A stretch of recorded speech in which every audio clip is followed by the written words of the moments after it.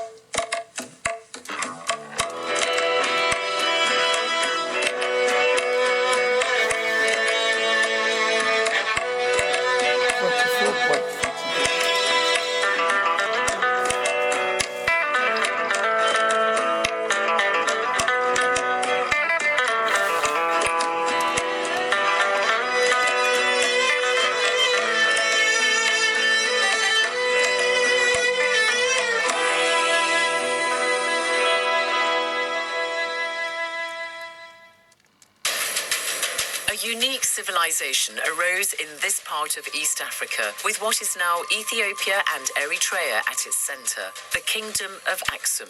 In its heyday in the 3rd and 4th centuries AD, it was described as one of the world's 4 greatest civilizations. The rulers of the Kingdom of Aksum controlled trade between Africa, Arabia, and India, and according to local tradition, Aksum was founded by the son of the legendary Queen of Sheba and is home to the sacred Ark of the Covenant. Ethiopia is also the birthplace of coffee, an enduring gift to a grateful world. Northern Ethiopia, not far from the border with Eritrea. When we examine the history of this region, before, during, and after the Kingdom of Aksum, it is the history of both Ethiopians and Eritreans today.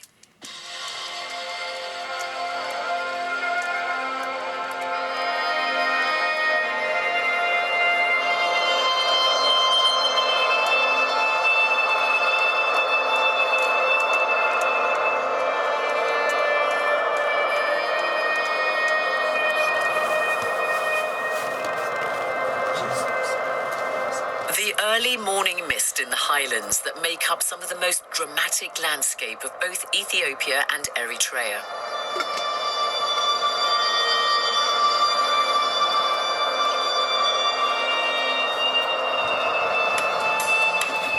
This is southern Eritrea, which enjoys a long coastline on the Red Sea, a vital maritime route which helped establish this part of Africa as a hub of international trade throughout the millennia.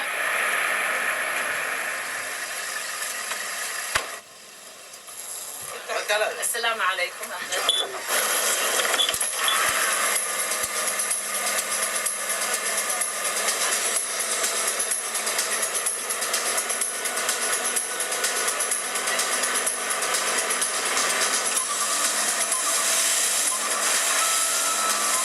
This is one of the most beautiful, unspoilt stretches of the Red Sea coast. You can see from the clearness of the water that this is one of the last remaining unpolluted marine environments on the planet. I wonder what underwater secrets from the distant past it might harbour. To understand the rise of the ancient Kingdom of Aksum, we first have to delve further back into history to find out more about the people who laid the foundations for Aksum's greatness. We begin with the ancient land of Punt, which is in a region now known as the Horn of Africa. It was the ancient Egyptians who named it Puntland, which means the land of the gods. There's evidence the Egyptians traded with the people here some 3,500 years ago, arriving in their distinctive ships. There are records of voyages to Punt depicted in the temple of Queen Hatshepsut at Dar al-Bahri in Egypt. Punt was an important source of the gold that the Egyptians used to decorate their tombs. Jewelry, perfumes, and oils also formed much of this trade.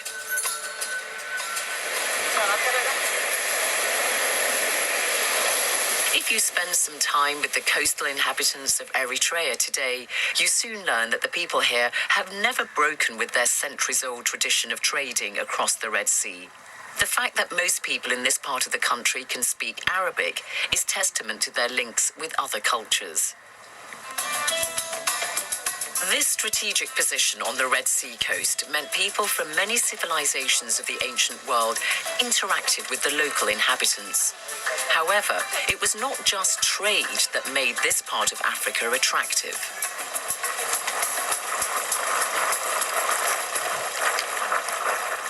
At its closest point, the Arabian Peninsula lies just 25 kilometers from here on the Eritrean coast. In the first millennium BC, settlers came across the Red Sea from Saba in southwestern Arabia, which is part of modern-day Yemen. They came as traders and farmers in search of fertile land. The people of Saba came to be known as the Sabaeans. They exchanged ideas and skills with the locals. For instance, they developed new irrigation techniques which boosted crop yields, and they shared knowledge of how to manage cattle, sheep, and goats.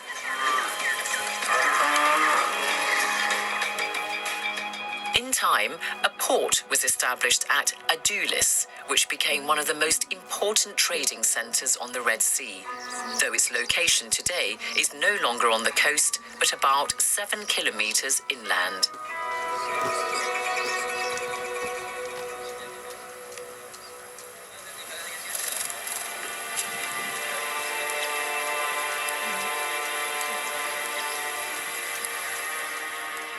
These are some of the ruins of the port city of Adulis.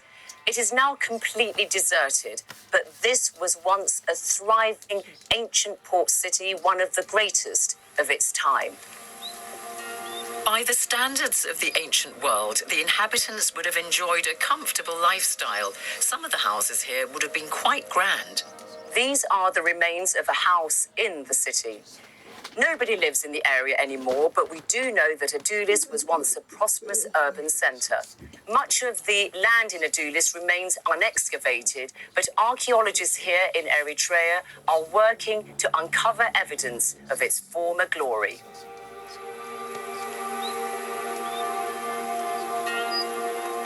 Dr. Yosef Lipsikal is the director of the National Museum in the Eritrean capital Asmara, which has on display some of the artifacts found in Adulis. You have 2 small columns that were found in Adulis.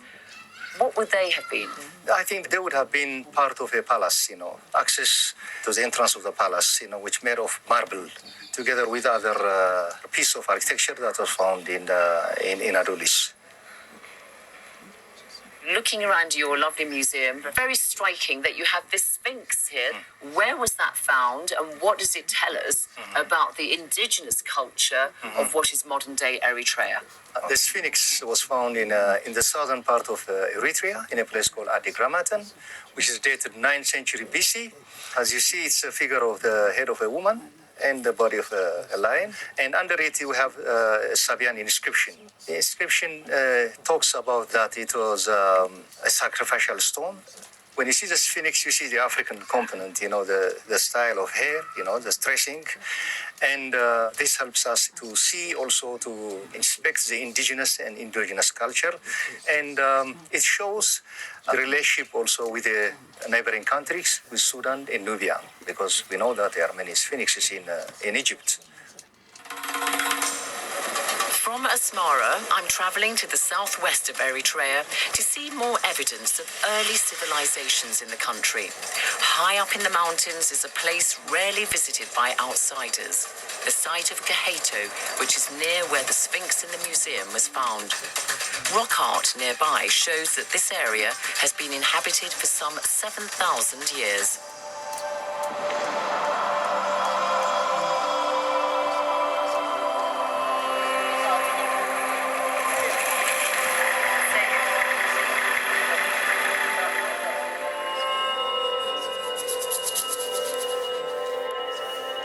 The sheer number of archaeological remains spread over a wide area at Kaheto suggests that there was once an important site in this region in ancient times.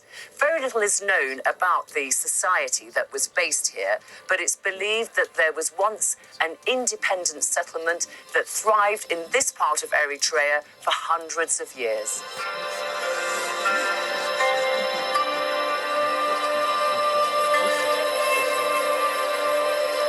This is known as the Temple of Mariam Wairo, and so far is the most important site to be excavated here at Kaheto. You can see the four columns, a mass of fallen stones and pillars, and the remains of a wall. It's believed to have been a place of worship. My guide, Suleiman Omar, who accompanies me to Kaheto, wants to demonstrate to me with the stamp of his feet why archaeologists believe there is much more yet to be excavated at the site. So he's making this kind of hollow sound, and he's saying that underneath here, there are believed to be some more archaeological remains that need to be excavated. Looks like you're doing a... Hey! It's a bit like a dance.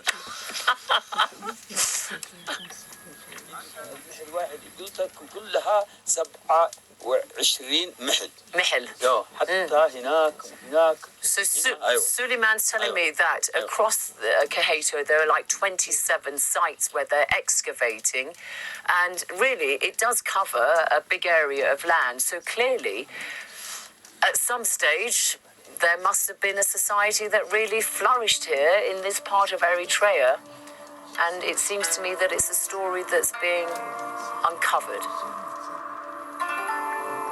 Eritrea gained its independence in the early 1990s, so it's playing catch-up with tracing its own past. One gets the impression that excavations are being made all the time in Eritrea, and you're discovering more and more of your history. Yes, and we're trying to find also an alternative history of Eritrea, together with the new findings, of an indigenous and endogenous culture also. This helps us to construct the ancient history of Eritrea. Eritrea, of course, was a part of the Aksumite kingdom, and a very critical part because it has the port of Massawa today, but Adulis in the ancient world, and that gave, of course, the Aksumite kingdom access to the Red Sea and vital trade routes.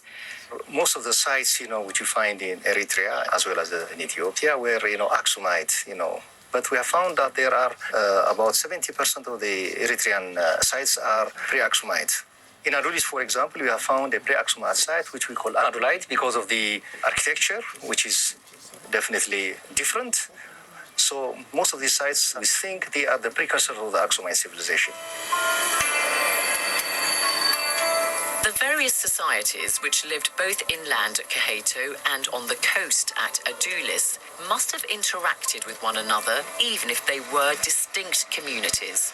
Archaeologists and historians are trying to find the links between the two, but it's clear Kaheto would have been an important stop-off point on the caravan route to the sea.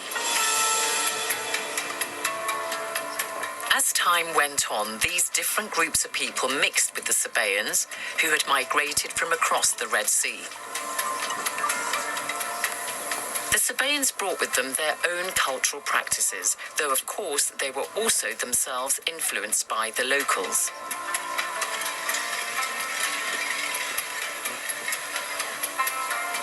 Travel to the northeast of Ethiopia and outside the city of Aksum at a site called Yeha, you'll find remains from this period. It's believed that about 500 BCE there was a kingdom here called Damat. This monumental structure is believed to be the palace at Yeha, where the rulers of the kingdom of Damat lived. The palace has deteriorated badly, but you can still see the remains of square pillars. It was in this complex of buildings that a throne of carved limestone and a small statue of a seated figure were found. These are now both on display at the National Museum in Addis Ababa.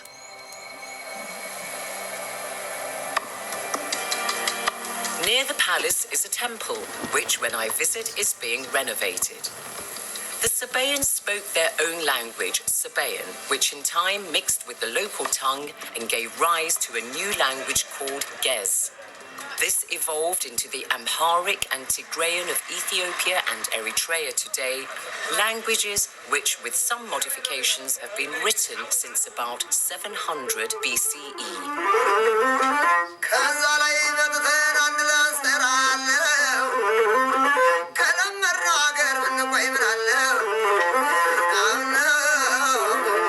This Ethiopian musician, Sete Zabegna, is singing in Amharic.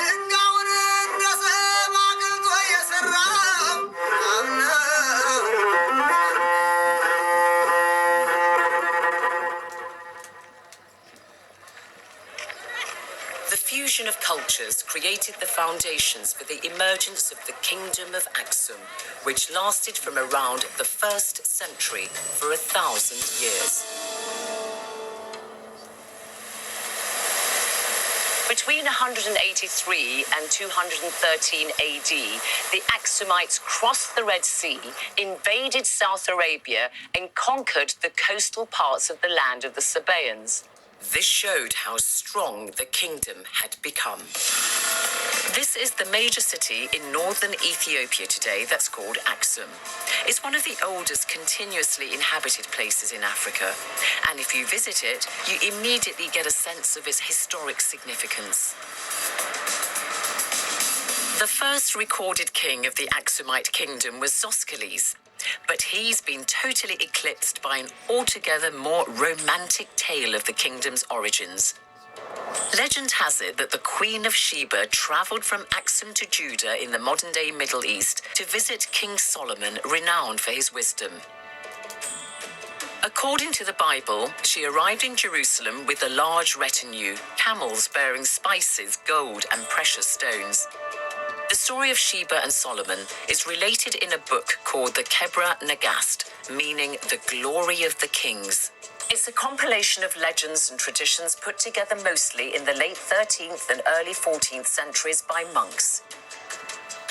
Some accounts are historical and others purely derived from folklore, but many Ethiopians today accept it as historical fact. According to the Kebra Nagast, the Queen of Sheba gave birth to King Solomon's son, who became King Menelik I, and it was he who was the first ruler of the Aksumite kingdom. The powerful grip that the story of Sheba has on many is evident to this day. Princess Mariam, eldest granddaughter of the last emperor of Ethiopia, Haile Selassie, takes up the story of the Queen of Sheba, from whom she believes the Ethiopian royal family is descended. To me, the Queen of Sheba presents a strong lady who was intelligent enough to realize she was young. Because she was young, she wanted to learn about Solomon's wisdom. And this shows her organization ability to take all those treasures to him and to get his advice on how to govern her country. From that angle, I admire her.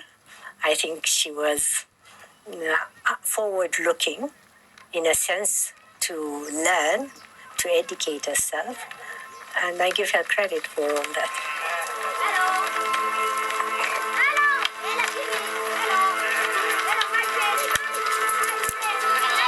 About 30 kilometers outside of Aksum, at the site of Dungur, and seemingly in the middle of nowhere, you find clear remains of a substantial building dating back to the Aksumite era.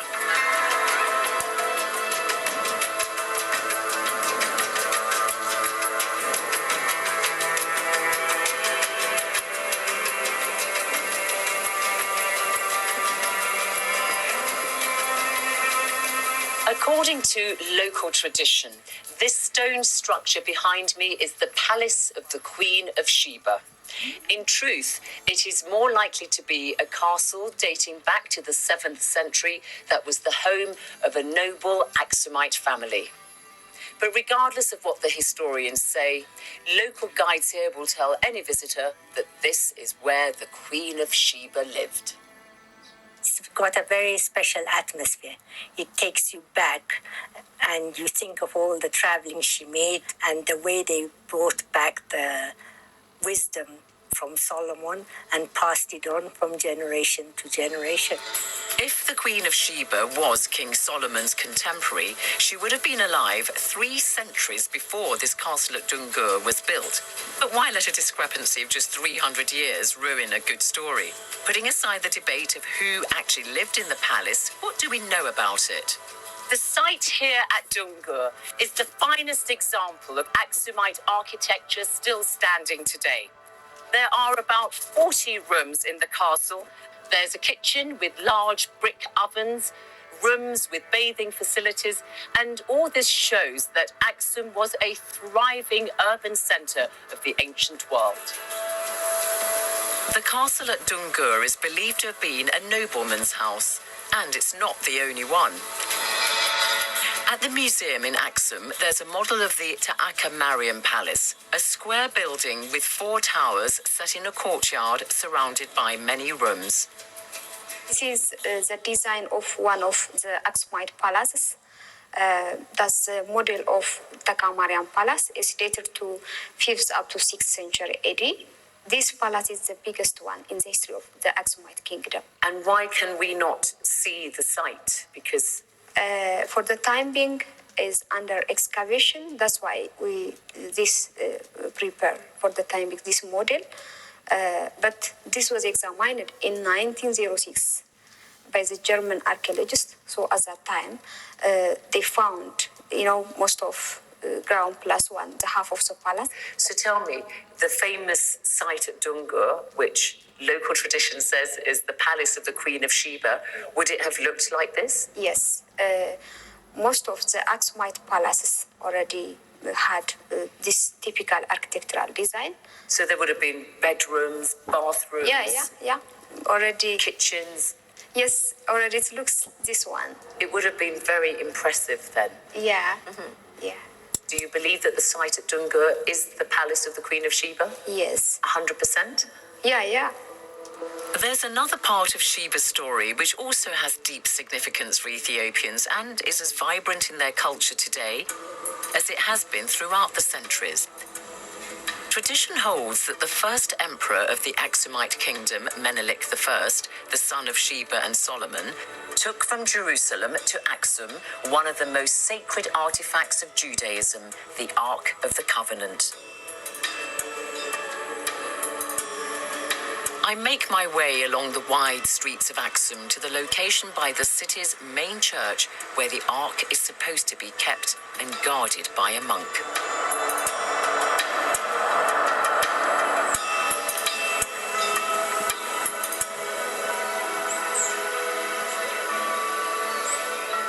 Ethiopian Christians believe that locked away inside this small outbuilding behind me, just by the Church of Mary of Zion, is the sacred Ark of the Covenant brought here from Israel.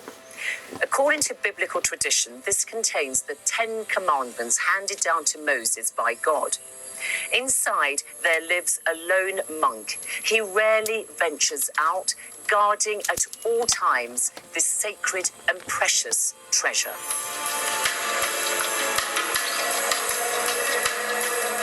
Patriarch Abuna Matthias is the head of the Ethiopian Orthodox Church, and he grants me a rare audience. In the name of the Father, the Son, and the Holy Spirit, one God. Amen. I wanted to ask you about the legend of King Solomon and the Queen of Sheba, because, of course, it is believed that their son, Menelik, brought the Ark of the Covenant to Ethiopia, where it is just by the Church of Miriam of Zion. Do you have no doubt that the Ark of the Covenant is in there? No doubt, yes. Have you, as the Patriarch, seen it? Our forefathers saw it, but I am not yet. But everyone accepted the presence of the Ark of the Covenant is in Aksum. And so we believe strongly that the Ark of the Covenant is here in Aksum. In time, Christianity became an integral part of the Kingdom of Aksum, and its assumed possession of the Ark of the Covenant meant Aksum regarded itself as a religious hub. Christianity also allowed Aksum's rulers to bolster their authority.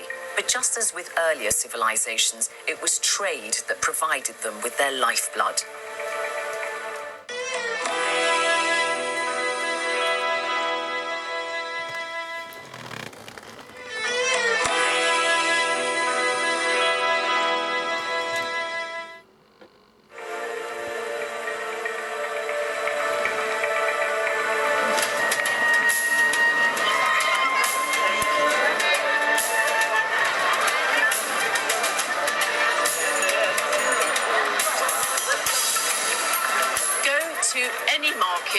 Anywhere in Ethiopia today, and it's pretty certain that you will find frankincense like this. Along with myrrh, gold and ivory, these were the precious exports that helped cement the rise of the Kingdom of Aksum. The evidence of international trade is clear, for example, from these museum objects. Goods from India and the Mediterranean made their way to the Kingdom of Aksum.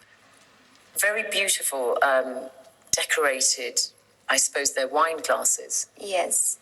So this is already 4th century goblet glasses, and the glasses already probably imported, especially from Roman Empire, and maybe also made in Aksum. And I spot some rather interesting looking human-headed jars also from Aksum. Pottery product was already very famous in Aksumite time. So this was a jar, especially to offer traditional drink for the elites. And from this pottery, we can understand, especially the hairdoing style of Aksumite women. If you look this one, their hairstyle, it was kind of flicked up. Yeah. A bit like mine. No. No, I will tell you about that culture. Already still, our mothers, they do that one, their hair. Do you do it sometimes? Yeah, especially in the holiday. Yeah. It looks very attractive. I might try it myself.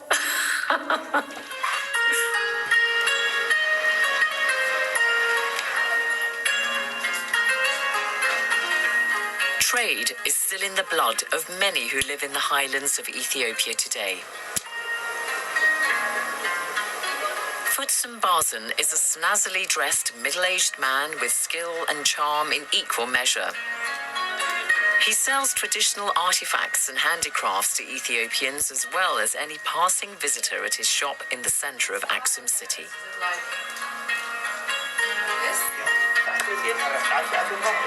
Futsum decides to call it a day. After a short walk, Futsum is home and is greeted by his wife, daughters and in-laws, plus a friend who's dropped by.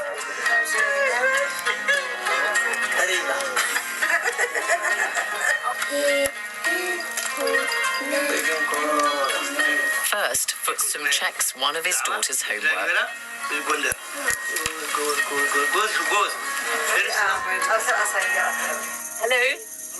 Hello, Futsu. Thank you very much indeed. Please don't stand. Hello. Oh, wow. Hello. Hi. Very nice to meet you. Very nice to meet you. Oh, your wife. Hello. Very nice to meet you. Hello. Very nice to meet you. You are from one of the old families here in Aksum? Yes, sir. Yes. You are right. My father is a priest. Your father? I can show you in the photo. Yes, your father is a priest. Yes. Other. And your wife too, and also Salama, your family is from Aksum, and it has yes, for generations. Yes, Aksum. Oh, this is your father, priest. Futsum's family embodies the twin ancient traditions of Aksum, religion and trade. So your grandfather was also a priest. I see, and you have a marvelous cross that you're wearing here. So you sell these crosses in your shop? Another. A different one. This is a special one. I have 5, 6 kinds. Beautiful, isn't it? And I noticed that your relative here and your relative there have got amazing hairstyles. This is the traditional hairstyle of the women of Axum. I like your hairstyle. It's finished. Finished. I'm sorry, I couldn't resist saying that. I like his hair. Ethiopians, like so many Africans, are renowned for their hospitality, and I'm treated to a traditional meal. Well, no meal is complete without the staple flat sour pancake called injera. It's produced from flour made from a grain called teff, which has been grown here for centuries. Oh, you have to kiss the injera. Yeah. It's like thanking God for food. It's eaten with a spiced sauce, which usually includes meat, and is washed down with beer. You feed your wife. Oh, I see. Yes. Giving somebody a mouthful of food by hand is a sign of love in Ethiopia.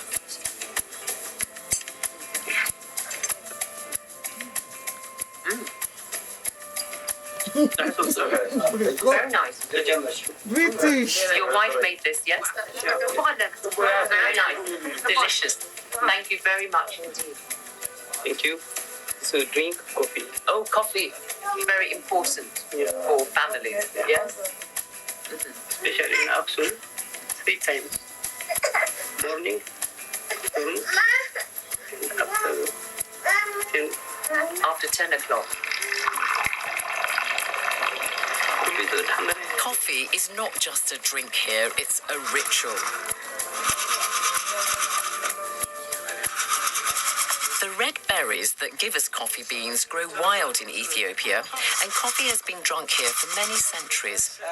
Today, the berries are cultivated and coffee is a major industry. The beans are roasted over hot coals, then carried around the room for everyone to savor the scent.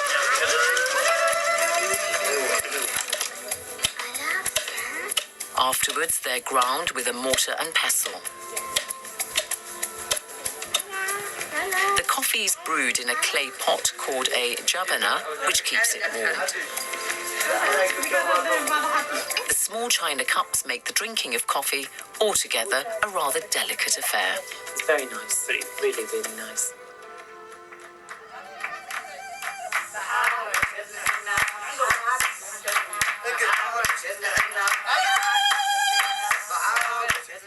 Futsum had enjoyed a good week in his shop, and no doubt this, along with a bit of encouragement from honey wine and beer, has put them in a very merry mood.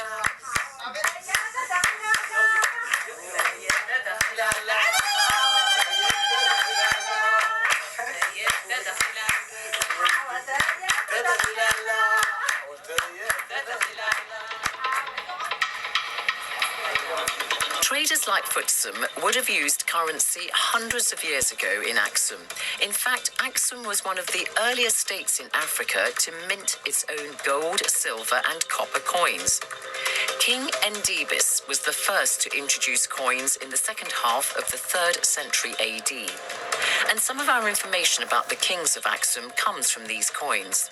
One of the best known and most powerful of the kings was Ezana. Seen here on this coin, he ruled in the 4th century. King Ezana claimed the title of King of Kings for the first time. When we say King of Kings, it is clear indication that there had several kings under him. Because of the trade interruption in the Sudan, he campaigned as far as Marwe to punish the people who interrupted the trade. And he was successful in destroying the town of Marwe. That also indicates his greatness, that he had influence over the Sudan, over the Saudi Arabian kingdoms, and of the Horn of Africa. Besides, the very fact that he controlled the 2 sides of the Red Sea, that makes him great king. And what do we know about him as a person?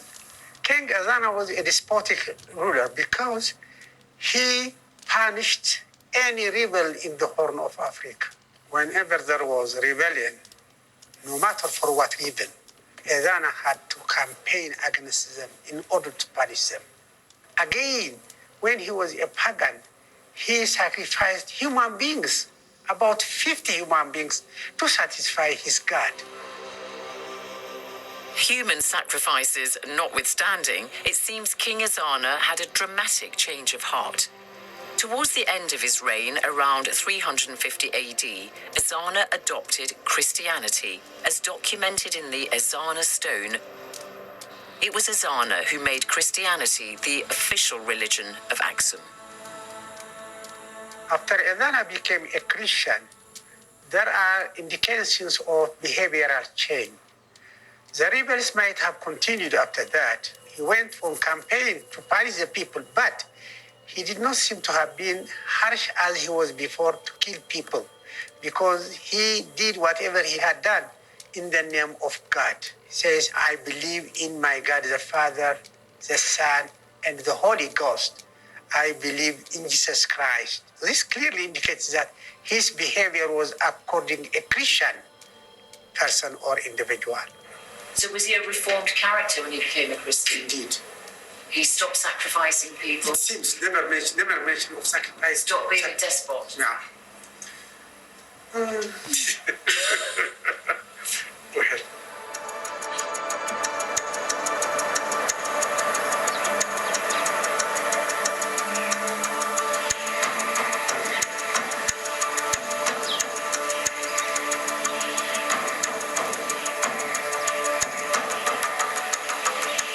When Ezana died, this stela, now supported with a bit of help from modern technology, was erected in his memory. The distinctive monumental feature of these narrow stelae was how the rulers marked their tombs. They were built from solid stone and are believed to date from around 300 AD. Christianity spread in Aksum because it was followed by the elite. Ezana's official adoption of the religion was consolidated by the work of monks known as the Nine Saints, who still have an important place in Ethiopian Christianity today. The Nine Saints came from different parts of the Byzantine Empire, which grew out of the remains of the Roman Empire around the eastern end of the Mediterranean. The Emperor Constantine made Byzantium in modern-day Turkey his capital in the early 4th century AD. From there, he ruled over territory covering a wide expanse of Europe and Asia. The Byzantines didn't seek to defeat Aksum and were indeed on friendly terms with it.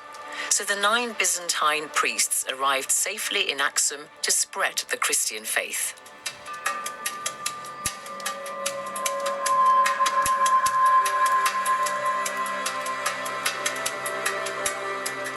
These are the ruins of a church dating back to the 5th century, which have been found in Adulis in Eritrea. It's from the Byzantine era and measures about 18 by 10 square meters. We know it's a church because crosses have been found here.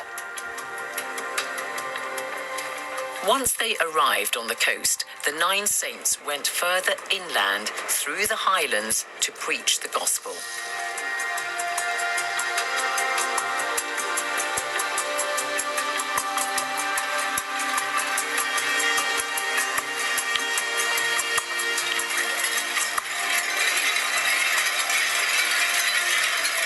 This site, east of Aksum, where this modern church stands today, is the exact location where a church was established by one of the 9 saints. The 9 saints are some of the most iconic figures in the history of the Orthodox Church in Ethiopia, and there is still a strong cult of worship around them today.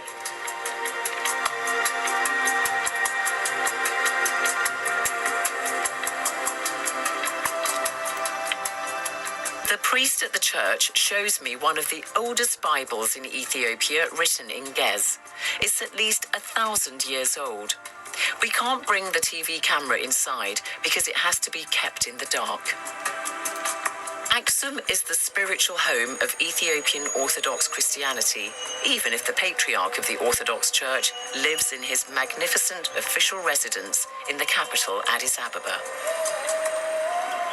What was the significance of the 9 saints? Because, for example, they introduced the tradition of monasticism to Ethiopia. If you could explain to us their significance, please. Well, they were monks, so they were teaching, they were writing books and translating from other languages, from Arabic, and also opening the monastic life for Ethiopia. The tradition of monasteries and nunneries has really persisted greatly to this day. There are many monks and nuns in the Ethiopian Orthodox Church. Why it is something which has become so embedded in your practice? Yeah, the monastic life, male and female monks are very important for religious purposes. So they teach, they keep their responsibility just for the church, not for other things. Also, in all pictures of Jesus Christ and the Virgin Mary, Jesus Christ is always depicted as brown-skinned with soft African hair, really, because that's very different from how he is depicted in European paintings. Well, of course, some people do the Ethiopian face. They make the picture like their own people. For example, in the Caribbean islands make like their own face, dark color. But we believe that Jesus Christ is born from Jews, these white people. It's not important to change the face, the whiteness. So. But you're surrounded by paintings of both Jesus Christ and the Virgin Mary looking like Ethiopians, brown with a soft afro. They do people, but essentially also is Israelite. So it's not very important to change the face of our Lord Jesus Christ and Saint Mary, because they are Jews. They are Jewish.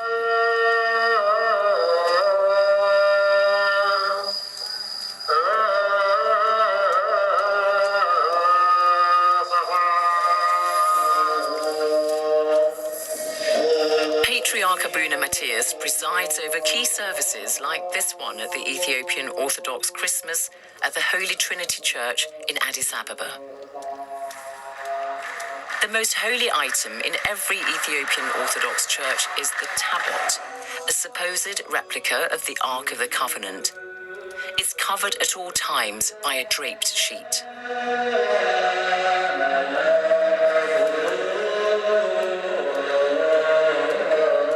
With Christianity as its official religion and its ordered hierarchical civil structure, Aksum enjoyed a long period of prosperity and prestige.